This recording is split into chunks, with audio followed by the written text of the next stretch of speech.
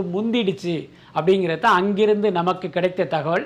மலேசியாவில் இந்த படம் முதல் நாளில் தொடங்கி 2 வாரங்கள் என்ன கலெக்ட் பண்ணியிருக்கு அப்படிங்கிறத தேதி வாரியான விவரங்களை இந்த பட்டியலில் பாருங்க.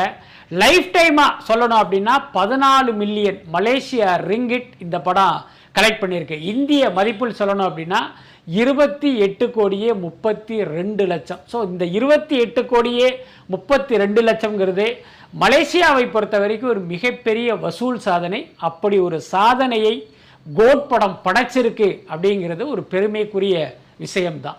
சிங்கப்பூரில் கோட் படம் என்ன பெர்ஃபார்ம் பண்ணியிருக்கு அப்படிங்கிற டீட்டெயிலை பார்க்கலாம். சிங்கப்பூரில் பார்த்தீங்கன்னா எக்ஸ்ஜென் ஸ்டூடியோஸ் அப்படிங்கிற விநியோகஸ்தர் தான் இந்த படத்தை ரிலீஸ் பண்ணாரு. 29 லொக்கேஷன்ல, அதாவது 28 மல்டிப்ளெக்ஸ் சினிமா ஹால்லையும் ஒரு சிங்கிள் ஸ்கிரீன்லையும் இந்த படம் ரிலீஸ் ஆச்சு.